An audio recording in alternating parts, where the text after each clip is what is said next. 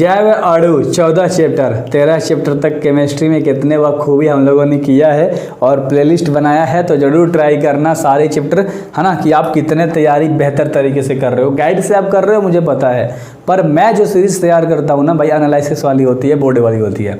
देखो, पहला सुक्रोज का सूत्र आपको बताना है। सुक्रोज का सूत्र हर बच्चे को पता है, C12H22 और O11 होता है। कौन सा ऑप्शन दिख रहा है? बी नंबर का ऑप्शन दिख रहा है। लिख के बताऊंगा, याद करा के जाऊंगा, याद रखना C12H22 O11 सुक्रोज का सूत्र होता है। किसका? सुक्रोज का सूत्र होता है लाडलो। अगला सवाल देख लो, अगला जो दूसरा नंबर का सवाल है, और दूसरा नंबर का सवाल आपका क्या कह रहा है?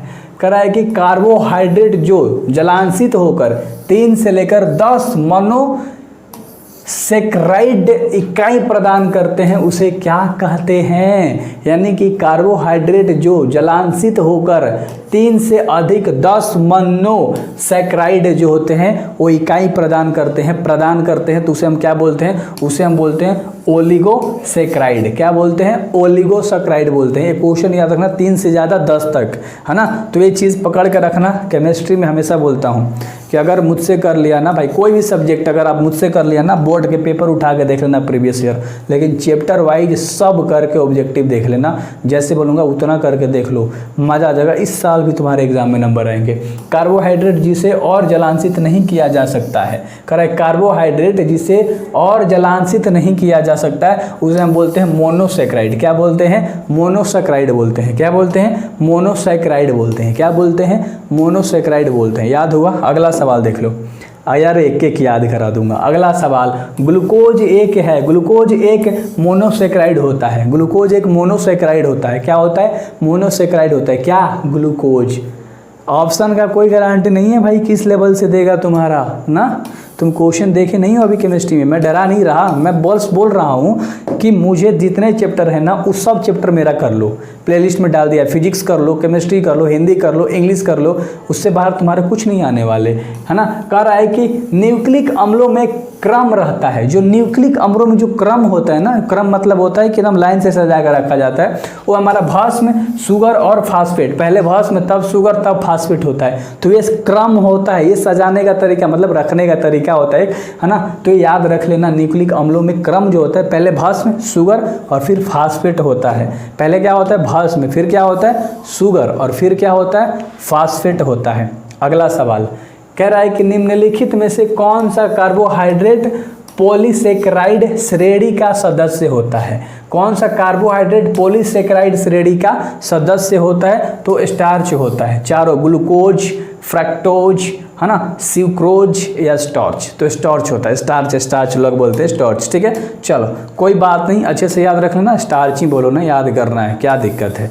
अगला सवाल जो 7 नंबर का सवाल है, कह रहा है कि फलों की शर्करा कहलाती है। जो फलों की शर्करा होती है ना लाडलो, वो क्या कहलाती है? फ्रक्टोज कहलाती है। क्या कहलाती है? फ्रक्टोज। क्या? फ्रक्टोज। क्या? फलों की फ्रक्टोज, याद रखना, है ना। चलो अगला सवाल देख लो। अगला 8 नंबर का सवाल, 12 से 13 मिनट लूँगा, और ना बेहतर तरीके से सारी चीज़ें करा रहा हूँ। ग्लूकोज में कायरल कार्बन की संख्या, किसकी? कायरल, याद रखना। ग्लूकोज में कायरल कार्बन की संख्या 4 गो होती है। कितना होती है? 4 गो, याद रहेगा। कितना होती है? 4 गो। ग्लूकोज में कायरल की संख्या कितनी होती है? कायरल कार्बन एक होता है, कायरल कार्बन, याद रखना 4 होती है। और अगला सवाल है 9 नंबर। 9 नंबर का सवाल है कि ग्लिसरॉल है एक, है ना। तो जो ग्लिसरॉल होता है वो एक होता है मेरे भाई डाईहाइड्रिक अल्कोहल। क्या होता है? डाईहाइड्रिक अल्कोहल, याद रख लेना। ग्लिसरॉल है एक डाईहाइड्रिक अल्कोहल। और अगला सवाल जो कि 10 नंबर का सवाल है, 10 नंबर सवाल कह रहा है कि निम्नलिखित में से कौन सी दवा बुखार को कम करता है ना। एनाल्जेसिक, एंटीबायोटिक, एंटीपायरेटिक और ट्रैंक्विलाइजर। चलो बताओ, ऑप्शन देख लिया क्या? एंटीपायरेटिक। क्या? एंटीपायरेटिक, याद रखना। चलो याद रख लेना अच्छे तरीके से, है ना। ये बुखार को भाई कम कर देता है। और अगला सवाल देख लो। अगला सवाल कह रहा है 11 नंबर का सवाल। 11 नंबर सवाल कह रहा है कि एंजाइम क्या है? तो एंजाइम जो है एक प्रोटीन होता है। एंजाइम क्या होता है? एक प्रोटीन होता है। देखो एंजाइम नाम से ना एक प्रोटीन का सिरप भी आता है, अगर आपको याद हो। तो एंजाइम एक क्या होता है? एक प्रोटीन होता है, सिरप होता है, ठीक है, मतलब प्रोटीन का। निम्नांकित शुगर में सबसे मीठा कौन है? ग्लूकोज, लैक्टोज, सुक्रोज या फ्रक्टोज? तो फ्रक्टोज सबसे मीठा होता है। फ्रक्टोज जो होता है वो सबसे मीठा होता है ना, याद रख लेना। ग्लूकोज से तो मीठा ही होता है, लैक्टोज से तो मीठा ही होता है, क्या? फ्रक्टोज। और अगला 13 नंबर का सवाल है लाडलो। 13 नंबर आपका सवाल कह रहा है कि कौन सा विटामिन की कमी से रतौंधी, तो बेरी बेरी से, विटामिन बी की कमी से या ए की कमी से? बताओ। विटामिन बी की कमी से बेरी बेरी होता है और विटामिन ए की कमी से रतौंधी होता है। रतौंधी होता है, याद रखना, है ना, रतौंधी हो जाएगा भाई विटामिन ए की कमी से। रात में प्रॉब्लम होने लगेगी देखने उखने में, पता है ना। चलो, और अगला सवाल कह रहा है कि आरएनए में पाया जाने वाला, है ना, फ्यूरिन भस्म। तो जो फ्यूरिन भस्म होता है वो क्या होता है? यूरासिल। क्या होता है? यूरासिल। यूरासिल जो होता है वो आरएनए में पाया जाता है। आरएनए का मतलब रिऑक्सीब्लिक, है ना, एसिड होता है। चलो, राइबोसिलिक। चलो अगला सवाल देख लो। डीएनए का कार्य होता है। डीएनए का कार्य क्या होता है भाई? तो डीएनए का काम होता है, देखो, आरएनए को संश्लेषित करना, बिल्कुल सही कह रहा है। आवश्यक प्रोटीनों को संश्लेषित करना, ये भी सही है। और आनुवांशिक विशेषताओं को एक पीढ़ी से दूसरी पीढ़ी तक ले जाना, हाँ, क्योंकि एक इंसान से दूसरे इंसान में भी डीएनए पाया जाता है। तो क, ख और ग तीनों, यानी कि ऑप्शन नंबर डी तुम्हारा सही हो जाएगा। यानी ये सब जो ऑप्शन कह रहा है ना, सब सही है भाई, सब ऑप्शन सही है, सोच लो, है ना। तो डीएनए का कार्य याद रख लेना क्या क्या होता है, मैंने अच्छे से बताया। अगर आपको लगता है कि इस क्वेश्चन में प्रॉब्लम है तो 10 सेकंड पीछे चले जाओ। लगता है तुम्हें सब याद है तो वीडियो को तेज कर लो, 2x पे कर लो, 10x मतलब 1.5 पे कर लो। डीएनए तथा आरएनए में समान भस्म होता है। तो डीएनए और आरएनए में जो भस्म होता है ना, वो ग्वानिन और यूरासिल और थाइमिन होता है। याद रखना, ग्वानिन यूरासिल एक ही चीज़ है और थाइमिन एक अलग चीज़ है। मतलब ये चीज़ें पाई जाती हैं किसमें? डीएनए और आरएनए में। जो समान, ये भस्म का नाम बताया, ग्वानिन, यूरासिल और थाइमिन। ये क्या है? एक भस्म है। क्लियर है लाडलो? क्या है? भस्म है। अगला सवाल देख लो, 17 नंबर का। 17 नंबर का सवाल क्या कह रहा है कि न्यूक्लिक अम्ल होते हैं। ये जो न्यूक्लिक अम्ल होते हैं वो क्या होते हैं? तो न्यूक्लियोटाइड के बहुलक होते हैं। न्यूक्लियोटाइड के बहुलक होते हैं न्यूक्लिक अम्ल, है ना। तो ऑप्शन देख के कन्फ्यूजन हो सकती है, तो ऑप्शन आसान से देखना है। आप लोग क्या करते हो ना, जो आया 70 इंपॉर्टेंट, 30 ऑब्जेक्टिव, 30 इंपॉर्टेंट, उसकी वीडियोस देखोगे, चैप्टर वाइज पहले कंप्लीट कर लो। निम्न में से कौन साधारणतया शरीर द्वारा नहीं बनाए जाते हैं? साधारणतया, चलो बताओ। तो एंजाइम, विटामिन, प्रोटीन या हार्मोन? साधारण तरीके से इनमें से कौन नहीं बनता है? बताओ। नहीं पूछ रहे ना कि बिल्कुल साधारण तरीके से नहीं बनता, तो विटामिन मेरे भाई साधारण तरीके से नहीं बनता। इसके लिए आपको बहुत सारी एक्टिविटीज़ करनी पड़ती है, मतलब फल फूल खाना पड़ता है, समझ रहे हो, इसमें विटामिन ए हो, तो याद रख लेना, ठीक है। तो ये कोई आसानी से नहीं बनता, रोकोड़ो भी लगता है कि कोई देखो ना बीमारी में खाता पीता है, ज़्यादा पैसा लगाता है, तो ऐसी चीज़ है। निम्न में से कौन सा ज्यूटर आयन बनाने में समर्थ है? ज्यूटर आयन, तो ज्यूटर आयन बनाता कौन है? CH, अरे भाई ये ले लो, लिखना क्या है? H2, है ना, H2 NC2 COOH। ये नहीं याद हो रहा है? याद करो रोक के वीडियोज़, अभी वीडियोज़ रोक के याद करो, इंपॉर्टेंट क्वेश्चन है। और अगला सवाल है, विटामिन सी की कमी से होता है। विटामिन सी की कमी से क्या होता है भाई? स्कर्वी। बिल्कुल सही है, क्या होता है? स्कर्वी।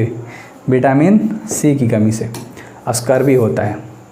और अगला सवाल कह रहा है 21 नंबर का कि निम्न में से कौन स्टेरॉइड से संबंधित है? स्टेरॉइड समझते हो क्या होता है? बॉडी वॉडी बनाने में तुरंत फूल उल जाता है खाने से, तो होता है विटामिन डी। क्या होता है? विटामिन डी, समझ रहे हो? हाँ, तो स्टेरॉइड होता है भाई।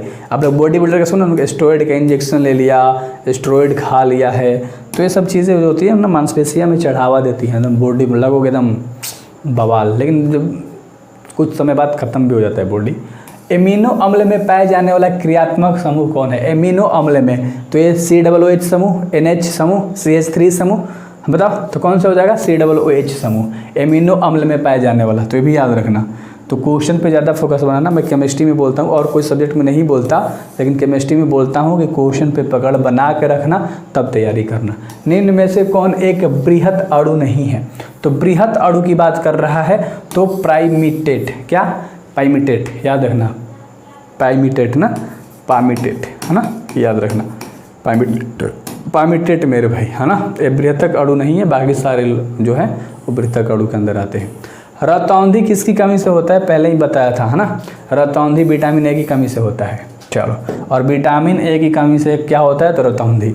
तो क्वेश्चन घुमा के पूछ दिया ना भाई, क्वेश्चन घुमाया ना, घुमा के पूछा ना, तो वैसे ही घुमा के पूछेगा क्वेश्चन। अगला कह रहा है कि जीव तंत्र में एंजाइम जो होता है मेरे भाई, वो जैविक क्रियाओं को उत्प्रेरित करते हैं। जैविक क्रियाओं को उत्प्रेरित करते हैं कौन, जीव तंत्र, एंजाइम, मतलब जीव तंत्र में एंजाइम। और अगला 26 नंबर का सवाल है कि माल्टोज जल अपघटन द्वारा देता है। तो माल्टोज जल जो होता है ना, वो ग्लूकोज देता है अपघटन के द्वारा। क्या देता है, ग्लूकोज देता है। कौन, माल्टोज जल। कौन, माल्टोज जल। बोला करो जब क्वेश्चन घुमाता हूँ पूछता हूँ तो। निम्न में से कौन सर्वाधिक मीठी शर्करा होती है, तो ये मतलब सुक्रोज, क्वेश्चन मैंने कराया था फ्रक्टोज, है ना। ये बताया था सबसे मीठी होती है ना, बताया था कि नहीं पीछे क्वेश्चन में। तो क्वेश्चन इस तरह से दिया, तो वही बोल रहा हूँ क्वेश्चन पे ध्यान रखो वरना फंस सकते हो लाडलो। सुक्रोज का जल अपघटन क्या कहलाता है, जो सुक्रोज का जल अपघटन आप करोगे तो वो क्या कहलाता है, इन्वर्सन। क्या कहलाता है, इन्वर्सन। क्या कहलाता है, इन्वर्सन कहलाता है, सॉरी इन्वर्सन, है ना। इन्वर्सन इंग्लिश में भी याद कर लो, कोई दिक्कत नहीं है। निम्न में से कौन सा कार्बोहाइड्रेट वनस्पति कोशिका का आवश्यक घटक है, तो आवश्यक घटक क्या है, सेलुलोज। क्या है, सेलुलोज। निम्न में से कौन कार्बोहाइड्रेट वनस्पति कोशिका का आवश्यक घटक है, तो है सेलुलोज। क्या है, सेलुलोज है। क्या है मेरे भाई, सेलुलोज है, याद रहेगा। और अगला सवाल देख लो, अगला सवाल कह रहा है 30 नंबर का सवाल कह रहा है कि निम्न में से कौन लीवो घूर्णन होता है। लीवो घूर्णन जो होता है ना, वो फ्रक्टोज होता है। क्या होता है, फ्रक्टोज होता है, लीवो घूर्णन। ठीक है। और अगला सवाल देख लो 30 के बाद, है ना, नहीं है तो 30 ही सवाल था टोटल। और 30 में कम से कम तुम्हारा 30 प्लस सही होना चाहिए, तब तुम्हारी तैयारी बिल्कुल भयंकर वाली चल रही है, बवाल वाली चल रही है। वरना तुम्हारी तैयारी बवाल वाली नहीं चल रही, इतना याद रखना। तो किस तरह से तैयारी तुम्हारी चल रही है, ट्राई जरूर करना। सो बेस्ट ऑफ लक लाडलो, मचाते हैं।